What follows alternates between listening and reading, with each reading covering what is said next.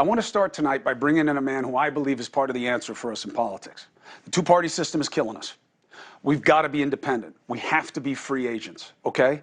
And one of the smartest guys I know who is trying to be different for good reason is Andrew Yang. He's author of the book Forward, Notes on the Future of Our Democracy, co-chair of the Forward Party, and here he is. Always good to have you. Thank you so much. Always feels a little game showy when you walk out like this, but I like it. I like to have you. It's good to see you. Chris. So, first of all, good news for the party. Yes. You made a deal. Tell us about the deal and why you like the deal.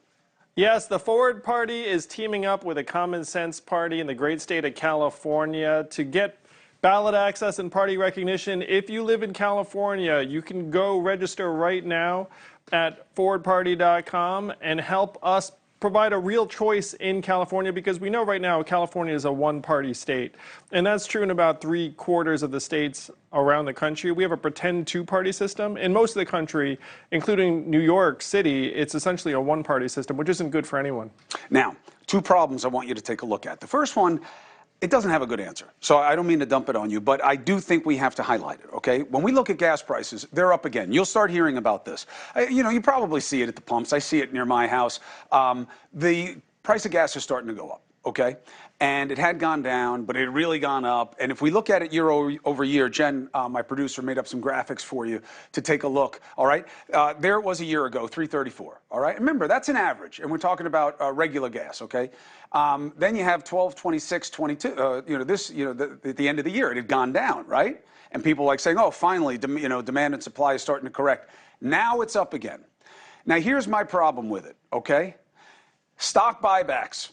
We only have like 5, 6 big refinery companies, right? They're buying back their stocks in record numbers. Why do companies buy back their stocks? Because it's a great way to increase their bottom line.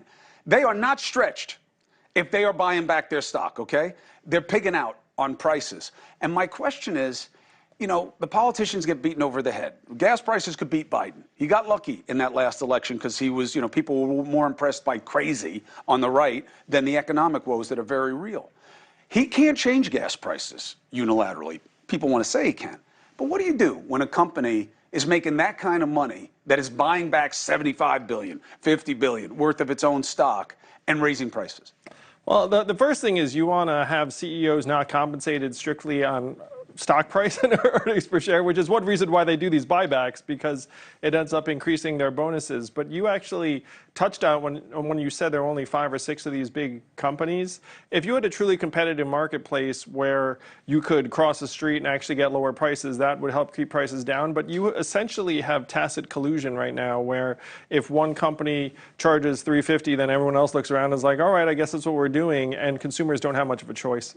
But there's not really of a choice on what to do on it. I mean, what can you do? Because if you go near it, they say, oh, you're messing with the free markets, Yang. You're not a capitalist. Of course, it's fine that we have these huge bankruptcy laws and that we bail them out every time they're in big trouble because they're too big to fail.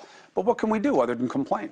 Well, what you'd want is true competition in that market, in tech. I mean, tech's one of now the most monopolistic markets that there is. Financial services, you and I remember when there were community banks and they all got consolidated into 4 mega banks, or whatever the number is. So that happened in oil and gas.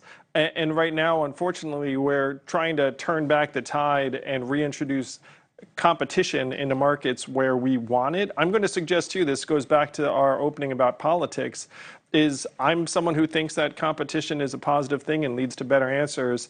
And I'd love that to be the case in oil and gas, in tech, and in our politics. But I mean, it's so crazy because if you think about the battle, you got the business side like them are fighting to have their goods cost more. And at the same time, everybody is fighting for prices to go down. It doesn't work unless there's some kind of give and take. But we're in capitalism. Dude, again, the problem is you have quasi-monopolies in just about all the major industries. And so I'm a parent, you're a parent. All the colleges jack up their prices, every year. Every insurance company jacks up their prices every year. So Americans are looking up saying, where the heck do I go to try and get costs under control? This is a problem not just in the gas pump. But hey, thank you for watching. Please go to newsnationnow.com, newsnationnow.com, and you can find News Nation on your television provider. And don't forget to click the red subscribe button down below. Then you will get more of News Nation's fact-driven coverage.